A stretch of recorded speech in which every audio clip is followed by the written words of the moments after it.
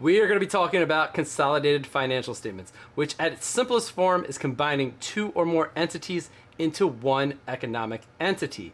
Now, you're going to do this when there's this concept of control, and we're also going to go over this concept of power in this video. And we're going to be hitting ASC 810, the codification related to consolidating financial statements. This is the GAAP codification. We're going to go through what gets combined, what gets eliminated. We're going to go through the two different models, the voting model versus the variable interest model. And then we're going to dive a little deeper into VIEs, which is variable interest entities. When you're consolidating financials, you're consolidating multiple entities into one economic entity. You're going to combine some items and you're going to eliminate some items. So let's start with combine. Combine, you want to combine all the revenues, you want to combine all the expenses, you want to combine all the assets, and you want to combine all the liabilities. You notice I stopped at equity. Equity is going to look like the parent's equity. So let's dive into the eliminations. So you want to eliminate any intercompany activity. This will be due tos, due froms. So if you have an intercompany receivable and an intercompany payable between the parent and subsidiary, you're going to eliminate those two in consolidation. Same with any sales or purchases if there's any inventory or intercompany transactions happening. So if the parent is buying stuff from the subsidiary and the subsidiary is selling it to the parent, you're going to eliminate that activity because you don't want the double counting to be reflected in your financials. Also, you're going to eliminate any dividends. Let's say a subsidiary dividend up to the parent.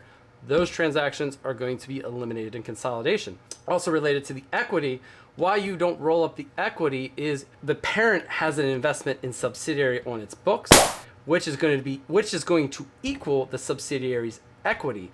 And when you combine those two in consolidated financial statements, they get eliminated. You eliminate the subsidiary's equity, and the parent eliminates the investment in the sub. That's why you don't see equity combined like revenue, expenses, assets, and liabilities.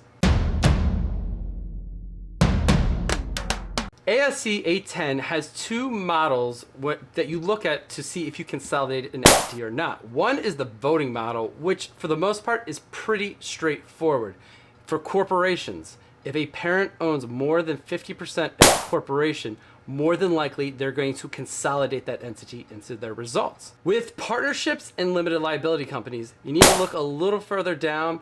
That 50% level might not be enough. More than likely it's probably gonna be, but you wanna look and see, is there any kick-out rights, or is there any member or partner that has voting rights over just the ownership. The variable interest model is more concerned with who has the power of decision making for that entity. Is it the parent? Is it the entity itself? Or is it another factor? If you can determine that it's the parent, more than likely you're going to come to the conclusion that you're consolidating that entity. This is where you have that qualitative assessment to look at these VIEs, these variable interest entities, to determine whether you need to consolidate that entity or not. Because on the surface level, it does not look like an entity that should be consolidated. There's no controlling financial interest from an equity standpoint. But there might be contractual, there might be owners of the entity and the parent have similar ownership. You want to look at who has the power to make decisions. That's the most important factor when you're considering the variable interest model. With the variable interest model, you have 9 exceptions to take into consideration. Some are new, some have been there. I'm not going to go through the details of these because there's a lot to take into consideration for these scope exceptions, but let's just name the 9 that we have here in ASC 810. So 1 would be the employee benefit plan, 2, government organizations, 3, there's certain investment companies, 4, money market funds, 5, non-for-profits, 6, separate accounts of life insurance reporting entities, 7, if there's a lack of information, it's basically you just don't have enough information to make a judgment call. 8, there's a business scope exception. And 9, this is fairly new, the private company accounting alternative. Those are 9 scope exceptions, and they all have their own rules and nuances with them. Here are 3 characteristics of a VIE that might result in that entity being consolidated into the parent. 1, the parent has decision-making or governing control over the entity, even though they don't have the ownership. That might result in that VIE getting consolidated. Another is if that entity incurs losses, then that parent has to absorb those losses. Basically, it's funding the entity, even though it doesn't look like it has the controlling ownership of that entity. A third example is the parent has the right to receive residual income. Basically, they have a preferred benefit from this entity, even though it doesn't look like they have the controlling ownership of that entity. That is a consideration related to consolidating a VIE. So here are some questions you want to ask when you're assessing whether you have a variable interest entity that needs to be consolidated. Why was this entity created? What is the purpose of the entity? You want to examine the design or redesign of any entities that could be considered a variable interest entity. What are the terms of the contracts between the entities? Who has interest in both those entities? Are there similar investors on both sides? What do the governing documents of the entity say? What do the formation documents say? Those are some examples and some areas that you want to look at to consider if you have a variable interest entity. Next step within this consolidation video series, we're going to go through how to combine entities together and how to eliminate transactions between the entities so you get a full set of consolidated financials. Consolidation Accounting, part number 2. We're covering ASC 810. If you did not watch part number 1, I highly recommend pausing this video, go watch part number 1, then come back to part 2. So part 2, we're going to go through a simple example of combining a parent, ABC Incorporated, and a subsidiary, XYZ LLC in this scenario. And when we combine them, they're going to be one economic entity reflected in consolidated financial statements. But to get there, we need to eliminate the intercompany activity. This is activity that is happening between ABC Incorporated and XYZ LLC, meaning we need to eliminate the intercompany receivable, and we need to eliminate the intercompany payable, the due to and the due from these entities, because when we consolidate them into one economic entity, there is no due to and there is no due from. They're one unit. And the reason you have an intercompany receivable and an intercompany payable is these entities are transacting with each other, whether they're selling items to each other, whether one's a paymaster and funding payroll. You just need to eliminate that activity. Now let's flip over to the income statement, where we're going to eliminate the intercompany sales or intercompany expenses related to ABC Inc. and XYZ LLC.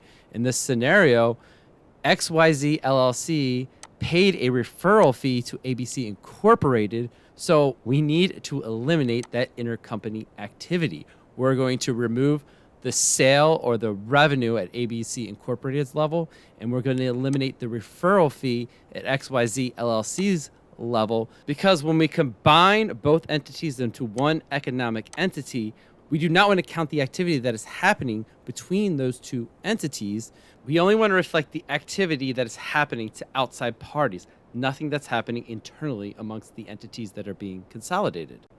So let's go back to the balance sheet, because now we need to eliminate ABC Incorporated's investment in XYZ LLC, and we also need to eliminate XYZ LLC's equity. And what you want at the end of the day in the equity section is you just want to have the parent's equity carry forward. The reason for that is the investment in XYZ LLC on ABC Incorporated's books is equal to XYZ LLC's equity. Those two equal each other. So to eliminate the investment in XYZ LLC, you need to also eliminate XYZ LLC's equity. And once you do that, you're left over just with the parent's equity, and there's no longer an investment in subsidiary in the consolidated financials or the consolidated economic entity. What we've done here in these consolidated financials is we've eliminated the intercompany activity, whether that was intercompany sales, intercompany expenses. We also eliminated the intercompany receivable, the payable, the due to and the due from, and then we also eliminated the investment in subsidiary and also the subsidiary's equity to get one consolidated economic entity. Non-controlling interest is a subject that is not easy to understand. We're going to go through definitions to give the background information on what non-controlling interest is from a textbook standpoint.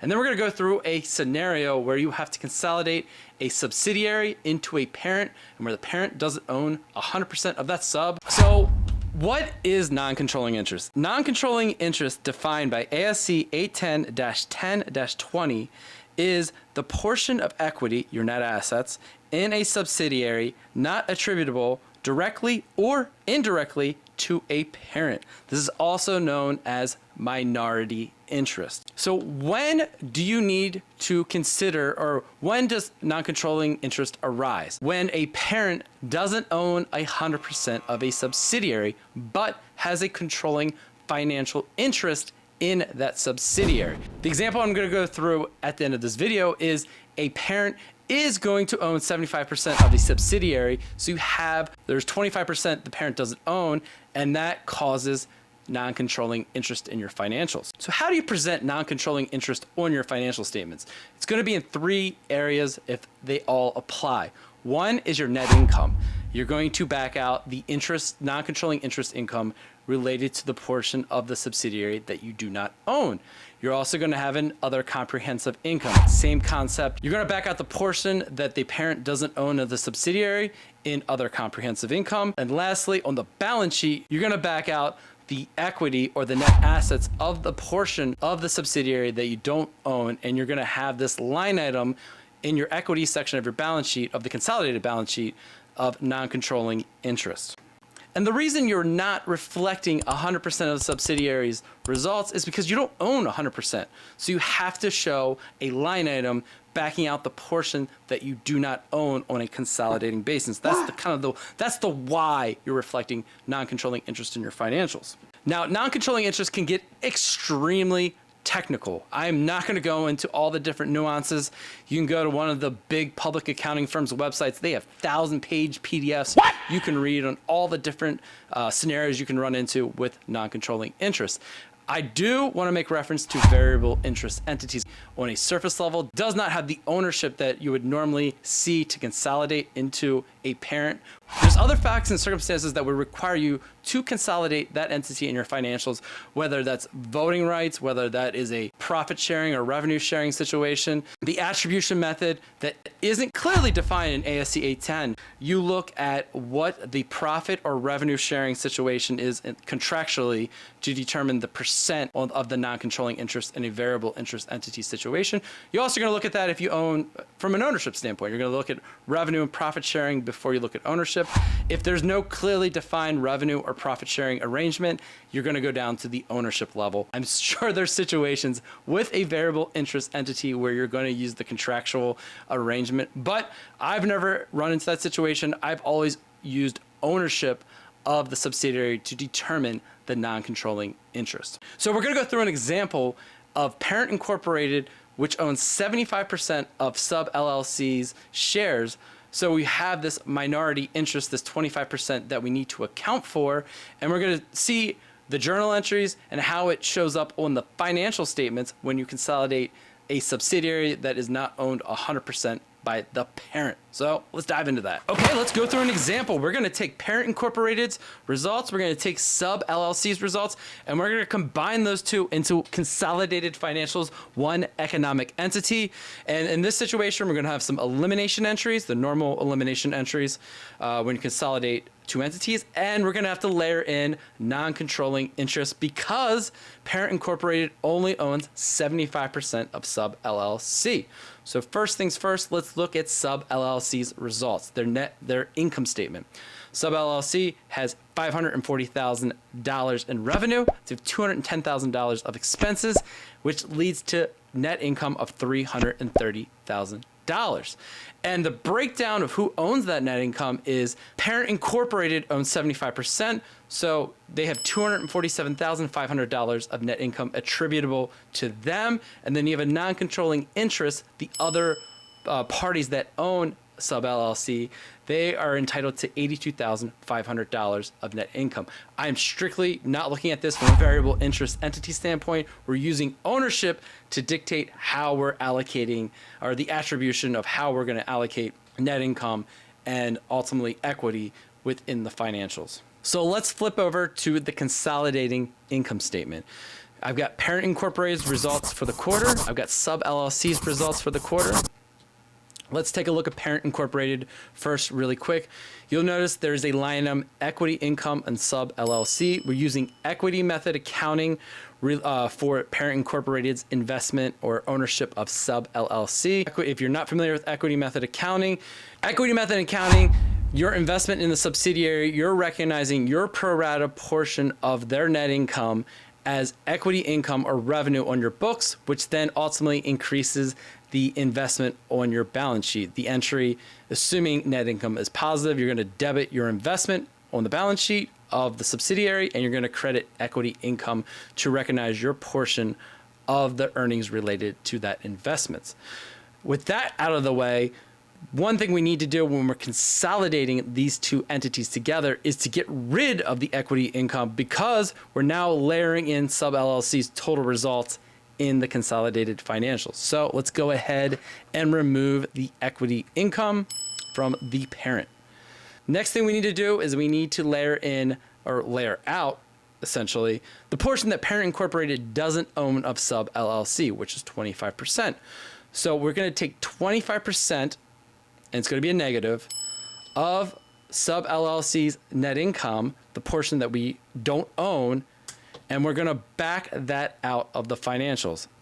And one thing you'll notice is net income of the parent and of the consolidated entity are identical. And the reason for that is the parent has effectively already layered in the results of sub LLC through equity method accounting. But when we consolidate the two together, we need to, one, back out the equity method accounting, and then two, layer in the non-controlling interest income. The net result is the same net income of parent Inc. and the consolidated income. Next, let's go to the balance sheet. I'm just going to quickly eliminate some of the normal stuff, the due tos and due froms, and also the equity related to the sub. If you are unfamiliar with the elimination entries, I have a video that goes through normal elimination entries when you're consolidating a subsidiary into a parent. Go ahead and watch. You might want to stop and go and watch that if you don't fully understand what I'm doing here right now, because I'm going to quickly just do that. And then I'm going to eliminate the equity of the subsidiary. At the end of the day, we only want to reflect the parent's equity with a slight nuance because we have non-controlling interest. Okay, so you'll notice I don't balance right now, primarily because I haven't eliminated the investment in subsidiary, but you'll notice even when I eliminate the investment in subsidiary of sub LLC, I'm still not going to balance, because I need to layer in this concept of non-controlling interest in the equity section. And just to reemphasize, this non-controlling interest line item in the consolidated financials represents 25% of the net assets, the equity of sub LLC that parent incorporated doesn't own. You're simply taking 25%, and it's going to be a positive, of the equity of sub LLC, and you're layering that into your financials to represent the portion in your equity section that you do not own, because you're consolidating the entire entity, sub LLC, in your books, but you don't own 100%, so you need to reflect the portion of net assets or their equity that you do not own. And you'll notice our difference now is the investment in sub, and we're going to eliminate that, and we're going to balance. I do want to say the investment in subsidiary on parent incorporated's books, normally if you own 100%, should equal the equity of the subsidiary, but since parent incorporated only owns 75% of sub LLC's ownership, that investment is only 75% of the net assets or equity in this situation.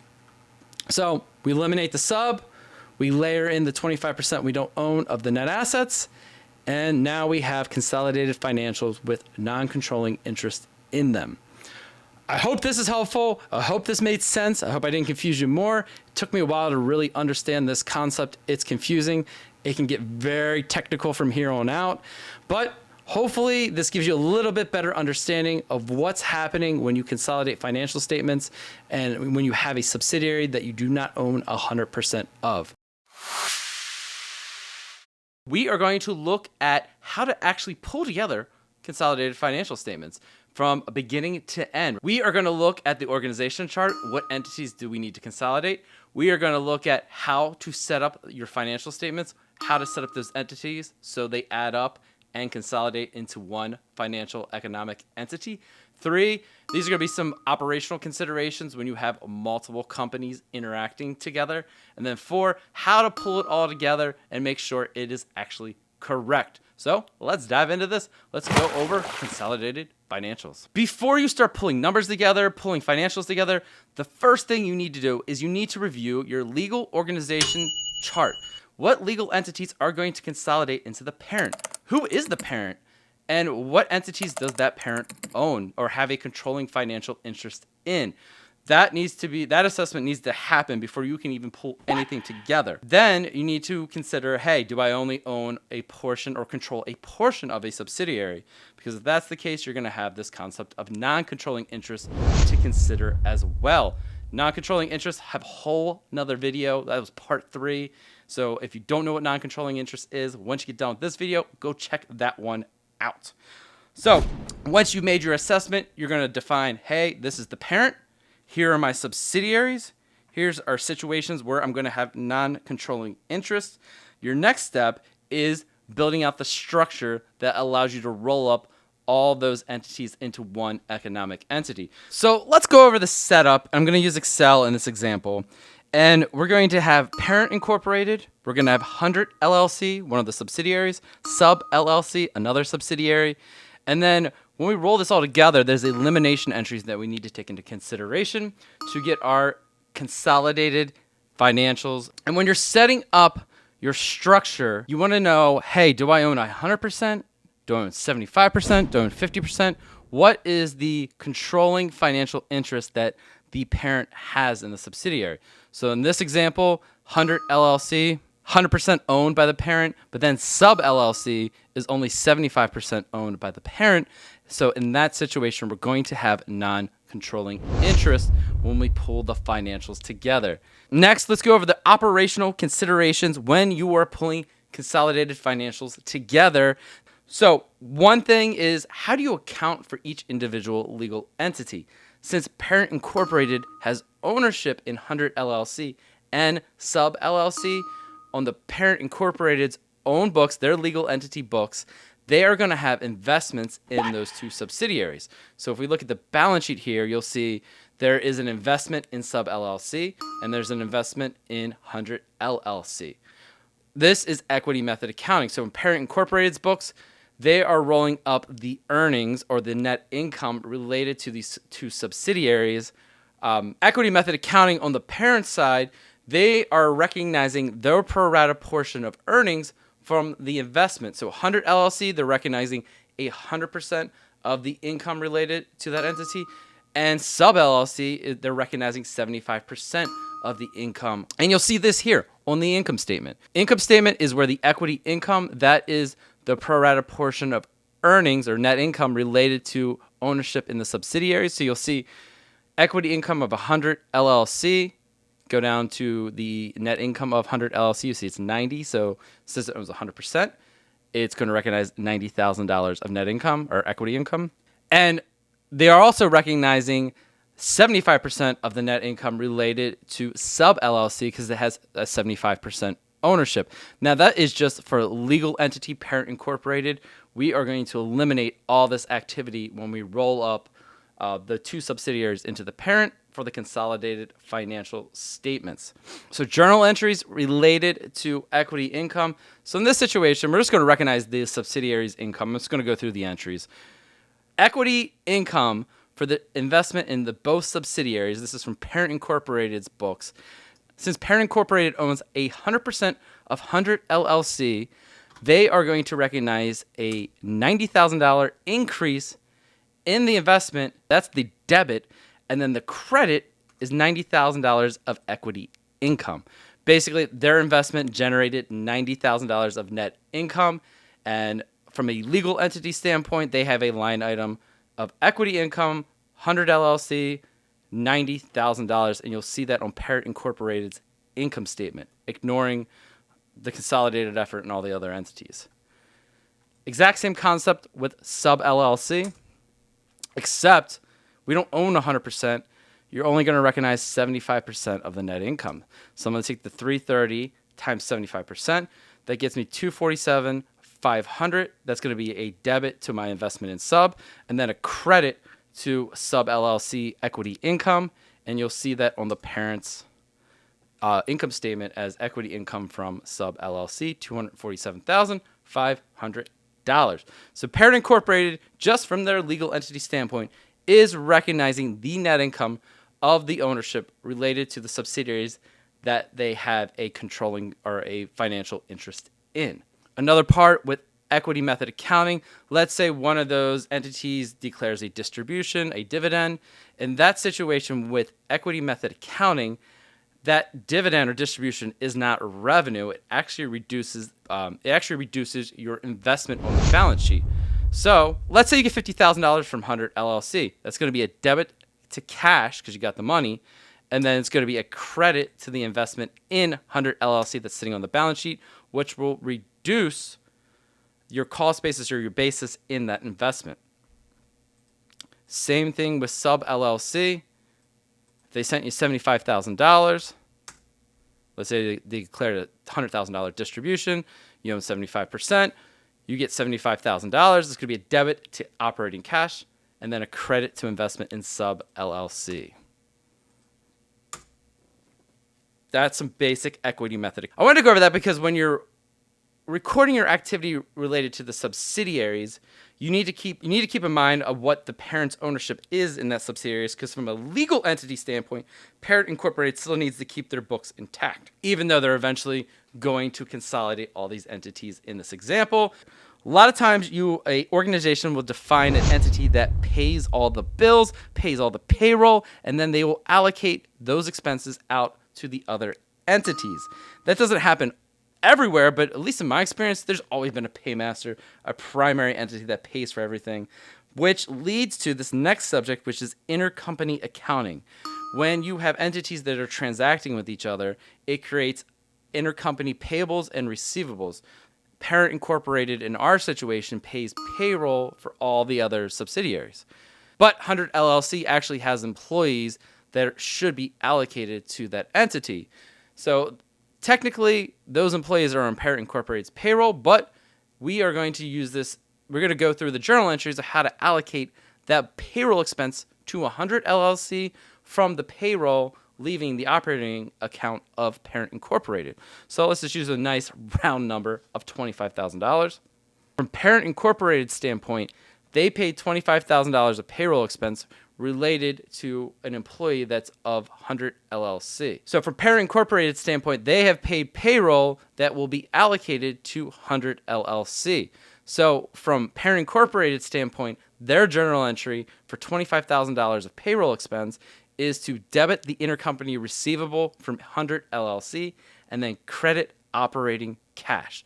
The cash went out the door to cover the payroll, and now 100 LLC owes Parent Incorporated $25,000. Now, from 100 LLC's books, from their standpoint, they have $25,000 of payroll expense that's going to go on the income statement, and now they have an intercompany payable to Parent Incorporated, which is a due to, or they owe money to Parent Incorporated for the payroll that they paid. That is Parent Incorporated being the paymaster in this situation, and 100 LLC receiving an allocation from Parent Incorporated. So how does Parent Incorporated get paid back for that $25,000? So 100 LLC, let's say they have $25,000 in cash, they would then pay back Parent Incorporated. It's kind of the reverse journal entries here. They're going to send $25,000 to Parent Incorporated. They're going to debit operating cash when the money hits Parent's cash account, and then they're going to credit the intercompany receivable from 100 LLC, and then from 100 LLC's books, they are going to debit the intercompany payable to parent incorporated. They're paying back the $25,000 that was allocated to them, and they're going to credit cash for the transfer of money to parent incorporated. That is how intercompany activity can arise and how it can be settled when you have multiple entities transacting together, and you have, especially if you have a paymaster in that situation. With intercompany relationships, there's some other considerations that you want to have.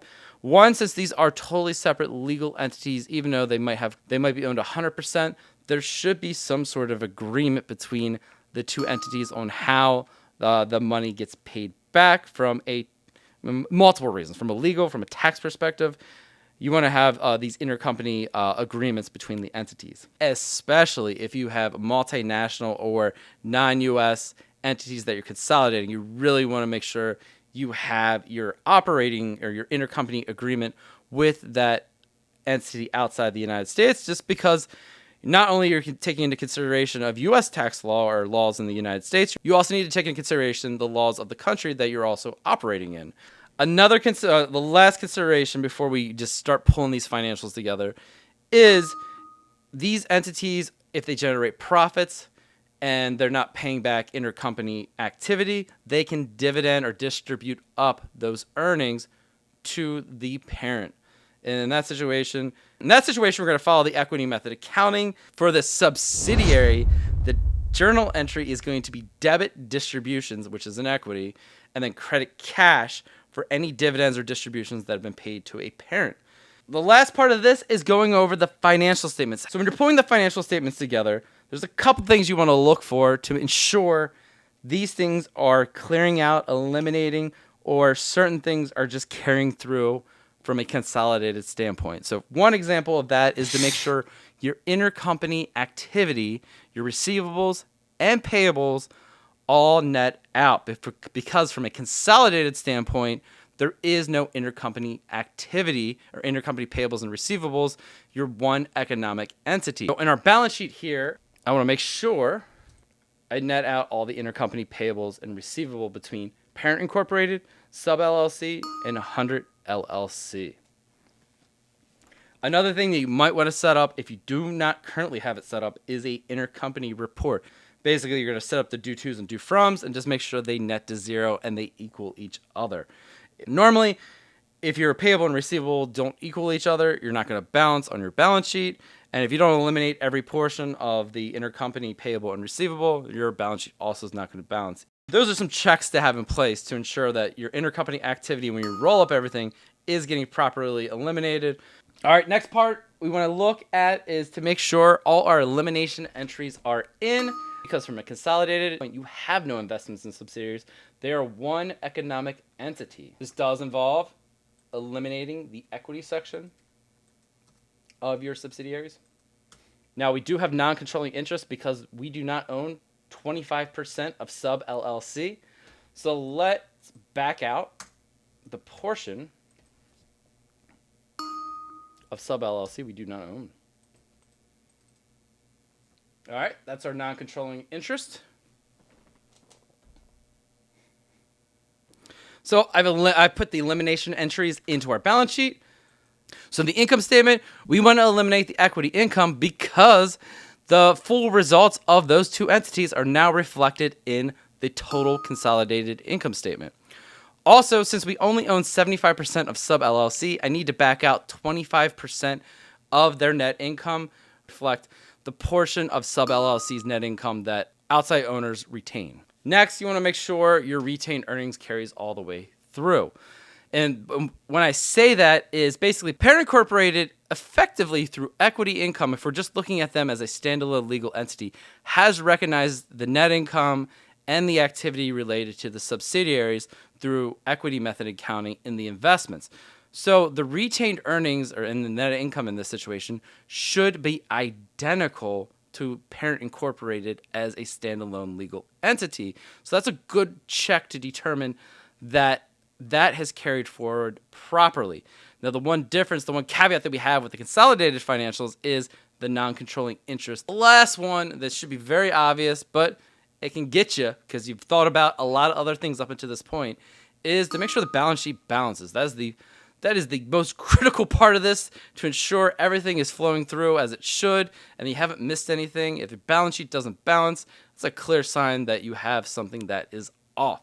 That is consolidating accounting, taking your organization's chart, your legal entities, and then layering all the pieces to ultimately get consolidated financials. Hope this was helpful. I'll see you in the next video. Take care and goodbye.